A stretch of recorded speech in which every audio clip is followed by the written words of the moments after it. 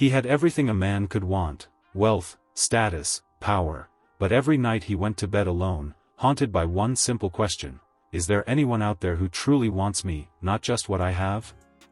The answer came on 4 paws and nearly under his tires. Nicholas Gray had been called many things in his 44 years: visionary, tycoon, ruthless negotiator. And it was true. He'd built an empire from scratch, owning several companies, his name uttered in every luxury boardroom from Manhattan to Milan. He lived in a mansion that overlooked the ocean, drove a custom Rolls-Royce Phantom, and had artwork on his walls that museums would kill to get their hands on. But what Nicholas didn't have, what kept him awake at night in a bed that felt too large, was love. Real love. Not a convenient relationship. Not the trophy wives or the gold diggers who whispered sweet nothings before peeking at his portfolio. He wanted something genuine. Someone who saw him, not just the commas in his bank account. His heart had been shattered before. 8 years ago, his wife of 5 years betrayed him in the most calculated way, sleeping with his business rival and suing him for half of everything. She'd lost, but not before dragging his name through courtrooms and tabloids. Since then, Nicholas was guarded. Women came and went, none allowed past the gates of his inner life. None worthy of the legacy he hoped to pass down to a child who carried his blood, his name, his story.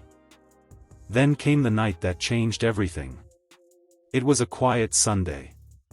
Nicholas was returning from a private dinner meeting, the winding coastal road bathed in moonlight. He wasn't speeding, just lost in thought, when something darted in front of the car. He slammed the brakes. Tires screeched. The car jerked. His heart pounded. Then he saw her. A young woman, mid-20s, stood frozen in the headlights, cradling a shaking kitten in her arms. Her long brown hair was wild in the wind, her eyes wide not with fear, but relief. She looked down at the kitten, then up at him, and smiled. "I'm sorry," she called out. He ran straight onto the road. Nicholas exhaled, stepped out of the car. She was barefoot, wearing jeans and a loose sweater dusted with fur and dirt. The kitten mewed softly in her arms, oblivious to the near-death experience. He asked if she was hurt. She shook her head. He offered her a ride. She hesitated, then agreed. During the drive, he learned her name, Emily. She worked part-time in a flower shop and spent her evenings volunteering at an animal shelter. She didn't talk much about herself, but Nicholas noticed the way her fingers gently stroked the kitten's back, the way her eyes sparkled when she spoke of rescuing stray animals. There was a softness in her that silenced the world. She wasn't impressed by his car or his watch. She laughed when he offered to call a vet and said, "He just needs food and rest." Like most of us. He walked her to her door. A modest apartment tucked behind a bakery, smelling faintly of lavender and yeast. She thanked him again, held the kitten close, and said, "I'm glad it was you who almost hit us." He chuckled. "So am I." Nicholas didn't sleep that night. The next morning, he made a call to a luxury boutique. A box was delivered to Emily's work by lunchtime, a navy blue evening gown, shoes that matched, and a delicate diamond necklace. No sender name. Just a note, "Dinner tonight. My driver will pick you up. N." At 7 p.m. sharp, she stepped out of the flower shop in that dress, and Nicholas forgot how to breathe. He realized then, this wasn't the kind of love that bursts in like fire. This was the kind that grows like roots. Quiet, deep, unshakable. And for the first time in years, Nicholas Gray felt something bloom in his chest. Nicholas waited in the private dining suite of Cielo, the most exclusive restaurant in the city. The kind of place where tables were booked months in advance, where jazz floated in the background and the skyline unfolded like a painting through floor-to-ceiling glass. He'd reserved the entire top floor. Not for extravagance, but for privacy. He wasn't trying to impress her. He was trying not to scare her away. At exactly 7:34 p.m., the elevator doors opened, and there she was. Emily. Wearing the dress he'd chosen for her. It fit perfectly, flowing around her like water. Her hair was loosely curled, her lips soft pink, and around her neck sparkled the diamond pendant. But she didn't sparkle. She glowed. She looked nervous. "This place is way too fancy," she murmured as she stepped out. "You're not," Nicholas said. "You're perfect for it." Dinner began with a shy kind of laughter, tentative conversation. She poked fun at the number of forks on the table. He told her stories of disastrous business meetings in Paris. But somewhere between the truffle risotto and the violinist's rendition of La Vie en Rose, the conversation turned quiet. He told her about his divorce, not the tabloids version, but the one that still lived in his bones. He didn't sugarcoat it. The betrayal. The humiliation. The feeling of being reduced to a wallet with a pulse. She listened. Not with pity, but with presence. Then, she told him about her childhood. Her parents died when she was 13. Her grandmother raised her in a tiny house with creaky floors and a garden that refused to die. She worked after school to help pay for bills, never made it to college, and found joy in the simplest things: flowers, sunlight, the sound of cats purring beside her bed. "You probably think I'm boring," she said. "I think you're the most honest person I've met in 10 years, he replied. And that was the beginning. The weeks that followed blurred into something surreal. Emily didn't just become part of Nicholas's life, she became the life in it. They took walks at dawn, when the world was still asleep. She showed him how to press flowers into books, how to slow down. He taught her about investing, and she laughed when he said she should open her own shop. "Me? A businesswoman?" she'd giggled. "Yes," he said. "You're the only one I'd trust with my fortune." They kissed for the first time under the old oak tree in his garden, when she came over with a rescued puppy that she said was too ugly not to love. Nicholas didn't even like dogs. But he kept the mutt. Soon, she was staying over more nights than not. Her clothes hung beside his. Her toothbrush sat next to his. The house felt different. Warmer. Lived in. And then, one crisp evening in autumn, he proposed. Not with a crowd, or a camera, or even a grand gesture. Just the two of them. On the floor of the kitchen, eating leftover pasta, sharing wine straight from the bottle. He took out the ring from his pocket like it was just another part of the meal. She blinked at it. "Are you sure?" He nodded. "I've never been more sure of anything." She whispered yes into his chest, and he held her like he'd found the missing piece of his soul. The wedding was quiet. Intimate. Friends and a few business partners. She wore a simple lace dress and walked barefoot across the grass in his backyard. People were stunned. Nicholas Gray, the cold, calculated mogul, was in love. Truly, deeply in love. But not everyone was convinced. They said she was too quiet. Too modest. Too small town. When Nicholas introduced Emily as his wife at the annual Gray Foundation Gala, people whispered. Not just because of who she was, but because of who she wasn't. She didn't glide through the crowd like a trophy wife. She didn't boast about designer labels or charity boards. She stood beside Nicholas with a soft smile and hands that still bore faint calluses from arranging flower bouquets. "She's sweet," his friend Alan had said after meeting her, a polite way of asking, "Is she really for you?" Nicholas didn't care. She was real. No masks, no games, no double meanings behind her words. And slowly, over dinners and long weekends at their countryside home, most of his friends warmed to her. But some never did. The one thing she never spoke about was her family. Whenever someone asked, at brunches, fundraisers, business mixers, Emily would deflect with a smile, or a vague, "It's complicated." Nicholas assumed it was painful. He didn't press. After all, he had his own ghosts. Their son, Oliver, was born 2 years after their wedding. Nicholas held him like he was something sacred. "My heir," he whispered against the baby's forehead, heart trembling with a type of awe he didn't know he was capable of. A second chance. A new beginning. Emily chose to stay home after the birth. She filled the mansion with life, lullabies in the nursery, the scent of fresh bread, flowers on every table. Even the maids adored her. The house that once echoed with silence now pulsed with warmth. Nicholas began coming home early, not because he had to, but because he wanted to. On weekends, they took walks through the estate, Oliver on his shoulders, Emily laughing beside him. She never asked for anything, no diamonds, no cars, no lavish vacations. Just time. Presents. A hand held on rainy afternoons. A kiss stolen in the kitchen. And for the first time in his life, Nicholas thought, maybe this is what love is supposed to feel like. But not everything stayed perfect. It began with small things. Emily started going out more. She said she needed air, a break, a walk. Sometimes she'd return smiling. Other times, quiet and withdrawn. She'd leave notes for the staff, but not for him. At first, Nicholas dismissed it.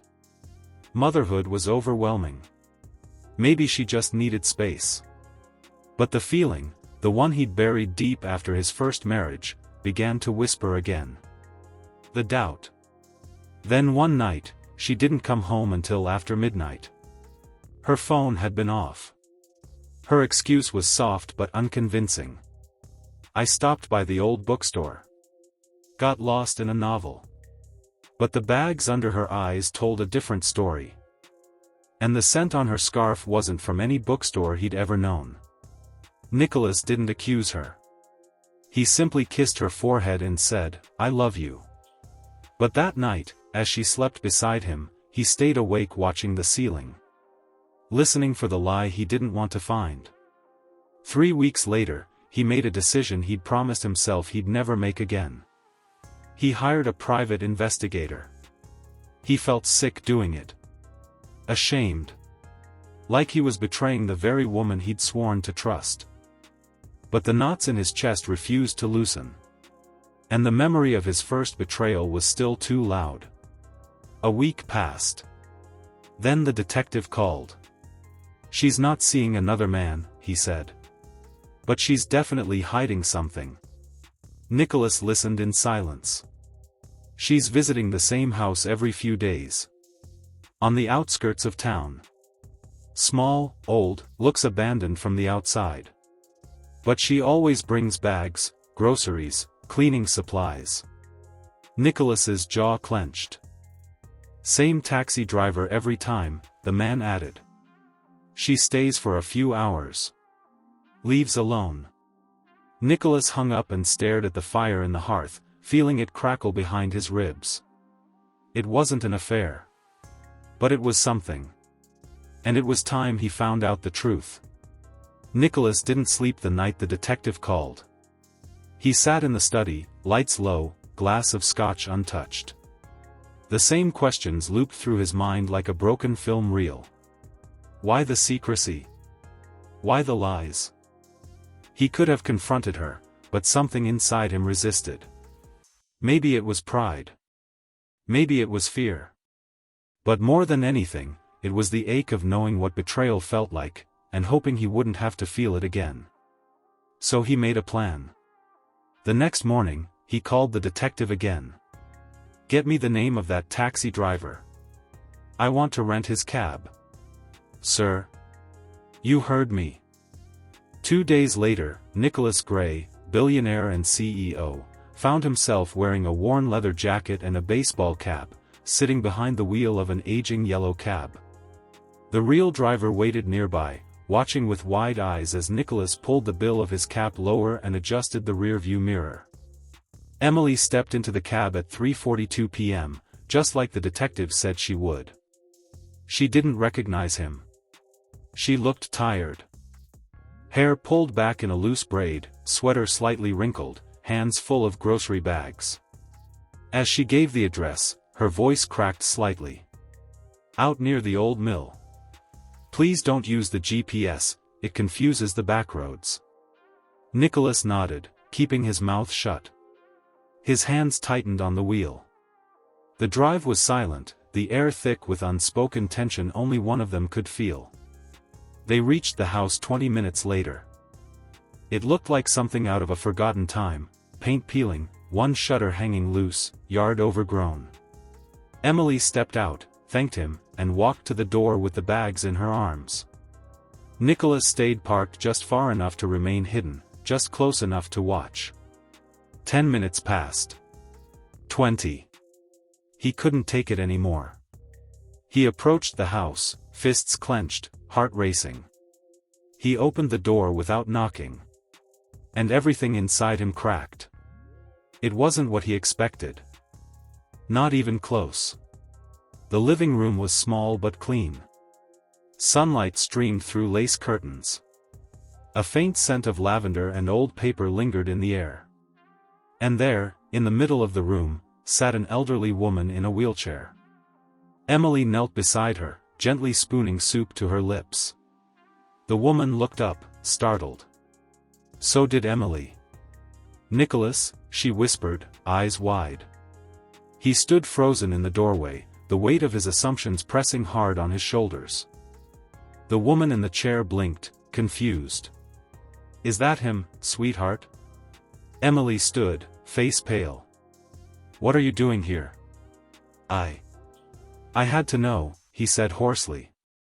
I thought that I was cheating, she asked, voice sharp with hurt. He swallowed. You've been disappearing. Hiding things. I didn't know what to believe. Emily exhaled, sat down slowly. Her hand brushed back a strand of hair. This is my grandmother. Her name's Rose. The woman smiled faintly. Hello, young man. Nicholas blinked. You never mentioned her. Emily's voice was soft now, filled with something he hadn't heard before, shame. She's all I have. My parents died when I was 13. She raised me. Gave up everything to keep me safe and fed. I didn't tell you because, she hesitated. Because I didn't want you to think I was using you. Using me, he echoed. Emily nodded. You're rich. Powerful. I didn't want you to think I brought my only family to dump on your doorstep. So I kept her separate. I took care of her myself. Nicholas felt his chest clench, not from anger, but from guilt. You thought I'd look down on her, he said quietly.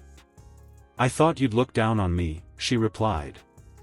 He walked over to her, knelt beside her chair, and reached for her hand. I'm sorry, he said. I should have trusted you. Emily didn't cry. She just squeezed his fingers and nodded. Then Nicholas turned to Rose. Would you let us take care of you? I have a room in our house. Big windows. A garden view. You deserve comfort. Rose blinked. Are you sure? I've never been more sure of anything, he said. That night, Emily and Nicholas rode home together in silence, no more secrets between them. And in the back seat, Rose held the kitten they'd rescued together 5 years ago. Older now, but still full of life. Just like their love. Moving Rose into the mansion should have been simple. And in some ways, it was. Nicholas had the staff prepare one of the brightest rooms in the East Wing, floor-to-ceiling windows, a private terrace, and a nurse on call. Emily decorated it with flowers and quilts. Rose cried the first time she saw it. I've never even stayed in a hotel, she whispered. And now I live in one. Emily smiled through her tears. You deserve this, Gran. Nicholas stood in the doorway, arms crossed over his chest, watching the two women he now loved more than life itself, his wife, and the woman who had raised her. This is what family feels like, he thought. But not everyone saw it that way. It started with murmurs at the office. Nicholas hasn't been around much lately. He's changed. Softer. His new wife moved her sick relative into the house. Bit suspicious, isn't it? One investor even had the nerve to say it aloud during a board meeting. Is this really the best time for you to play house, Nicholas? We've got 3 pending acquisitions. Nicholas shut it down fast. This isn't me playing house, he said coldly. This is me living a life.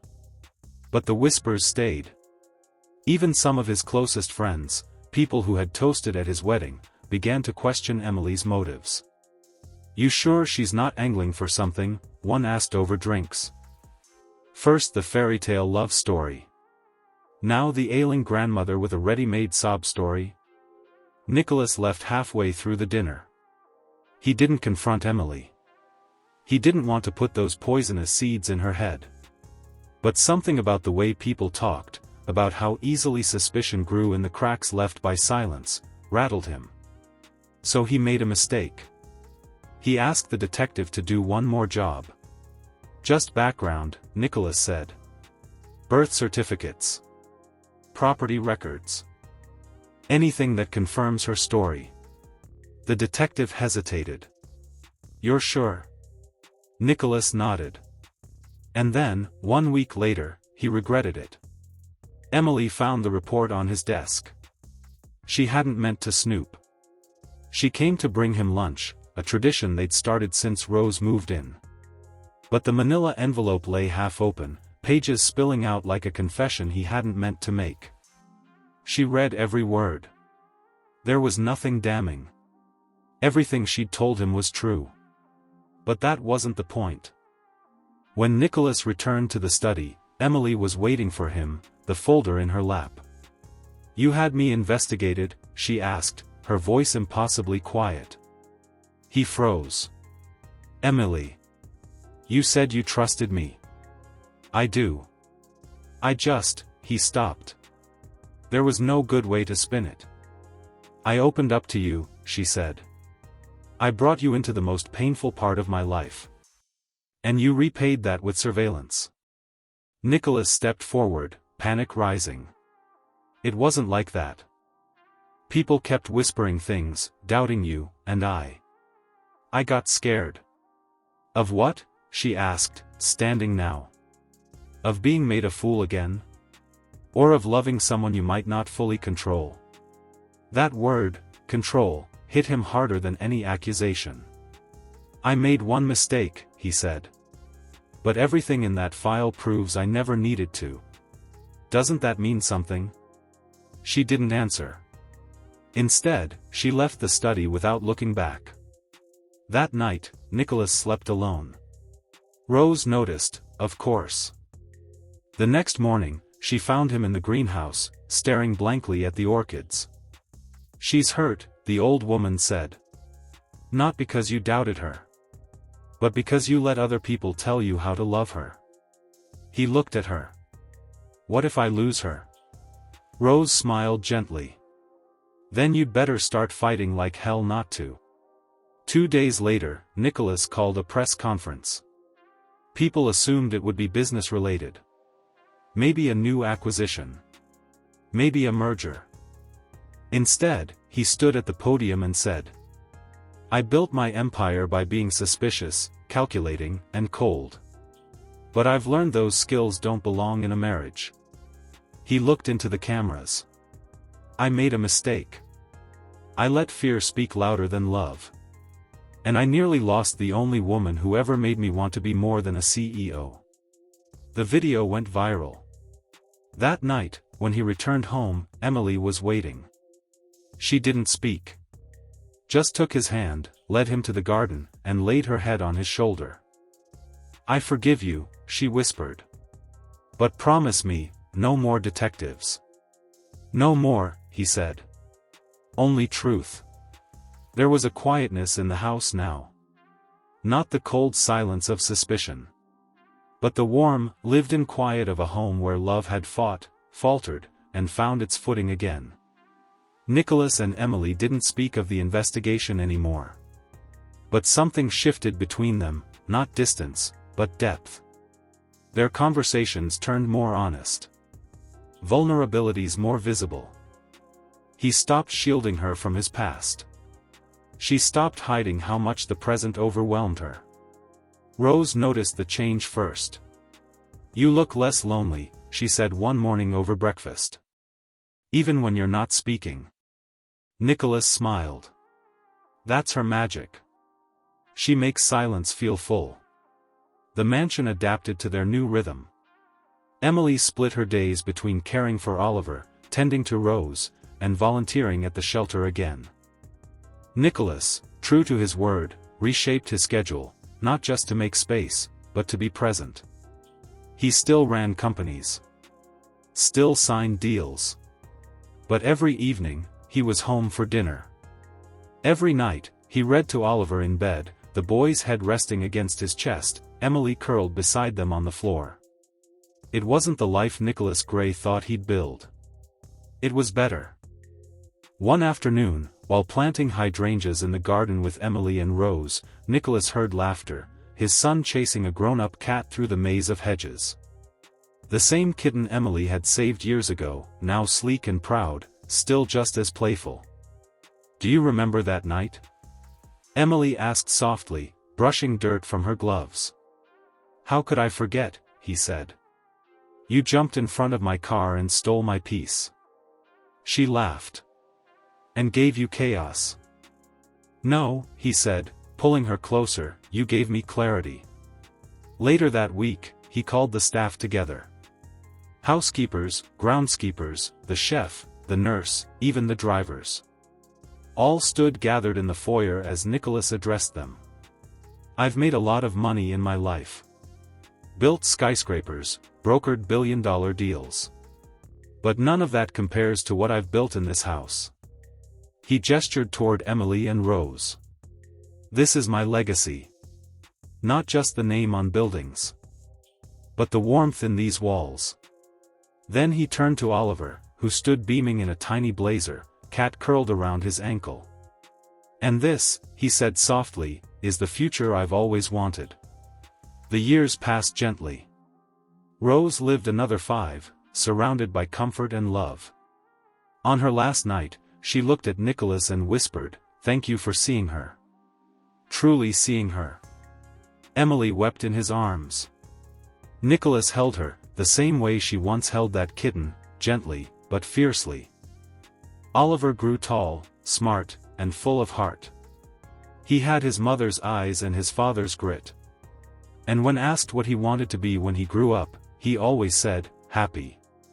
Like my mom and dad." Nicholas knew that was the greatest inheritance he could give. One night, on their 10th anniversary, Nicholas and Emily sat in the garden under a string of fairy lights, sipping wine. "Do you regret anything?" she asked, voice soft. "Only that I didn't find you sooner," he said. She smiled. "Would you have seen me then?" He paused. "Maybe not.